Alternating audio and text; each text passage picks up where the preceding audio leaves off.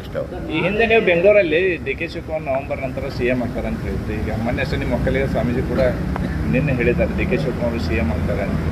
ಇಲ್ಲಾಂದ್ರೆ ನಿಮ್ಗೆ ಮುಂಚೆನೇ ಗೊತ್ತಾಗಿದ್ದಾರೆ ಹೆಂಗಂತ ಡಿ ಕೆ ಶಿವಕುಮಾರ್ CM ಆಗೋದು? ನೋಡಿರಿ, ಒಪ್ಪಂದ ಆಗಿರೋದು 100ಕ್ಕೆ 100 ಸತ್ಯ. ಒಪ್ಪಂದ ಆಗಿರೋದು 100ಕ್ಕೆ 100 ಸತ್ಯ. ಇವತ್ತಲ್ಲ ಒಪ್ಪಂದ ಆಗಿರೋದು, 2 ವರ್ಷದಿಂದನೇ ಒಪ್ಪಂದ ಆಗಿದೆ. 100ಕ್ಕೆ 100 ಸತ್ಯ. ಈಗ ಸಿದ್ದರಾಮಯ್ಯ ಮಾತು ತಪ್ತಾ ಇದ್ದಾರೆ ಅಷ್ಟೇ ಇಲ್ಲಿ ನಡೀತಾ ಇರೋದು. ಅದರಿಂದ ಕಾಂಗ್ರೆಸ್ಸಲ್ಲಿ ಒಂದು ರೀತಿ ದಂಗೆ ಹೇಳ್ತಾರೆ. ಈಗಾಗಲೇ ಅಭಿವೃದ್ಧಿಗೆ 2 ವರ್ಷದಿಂದ ಯಾರೂ ಹಣ ಬಿಡುಗಡೆ ಮಾಡದೆ ಕಾಂಗ್ರೆಸ್ MLAಗಳು ದಂಗೆ ಹೇಳಿದ್ದಾರೆ. ಎಲ್ಲ ಹೇಳ್ತಾ ಇದ್ದಾರೆ ಕಾಂಗ್ರೆಸ್ MLAಗಳು. ನನಗೀಗ ಪತ್ರಕರ್ತರು ಹೇಳ್ತಾಯಿದ್ರು, BJP ಸರ್ಕಾರನೇ ಬೆಸ್ಟ್ ಇತ್ತು, ಅಟ್ಲೀಸ್ಟ್ 100 ರೂಪಾಯಿ ಕೇಳಿದ್ರೆ 50 ರೂಪಾಯಿ ಕೊಡೋರು ಇವ್ರು 10 ರೂಪಾಯಿ ಕೊಡೋ ಯೋಗ್ಯತೆ ಇಲ್ಲ ಅಂತ ಕೇಳ್ತಾಯಿದ್ರು. 10 ರೂಪಾಯಿ ಕೊಡೋ ಯೋಗ್ಯತೆ ಇಲ್ಲ. ಆ ಪರಿಸ್ಥಿತಿ. ಅಭಿವೃದ್ಧಿ ಅಂತೂ ಇಲ್ಲೇ ಇಲ್ಲ. ಬರೀ ಸ್ಕ್ಯಾಂಡಲ್ಲು, ಕಾಂಟ್ರಾಕ್ಟ್ರುಗಳು ಆತ್ಮಹತ್ಯೆ, ವಿಷ ಕುಡಿತೀನಿ ದಿನ ಬರ್ತಾನೆ ಇದೆ.